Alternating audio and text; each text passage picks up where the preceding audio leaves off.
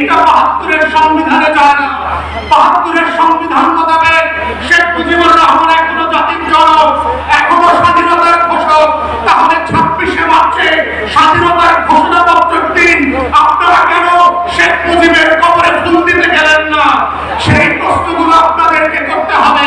তাই আমরা মনে করিয়ে দিতে চাই, বাংলাদেশে বর্তমান সরকার এবং সংবিধানের একমাত্র লেজিটিমেসি হচ্ছে ২৪-এর গণঅভ্যুত্থান, ৭২-এর সংবিধান না। তাই এই গণঅভ্যুত্থানকে যদি আগামী দিনের রাজনীতি বাংলাদেশ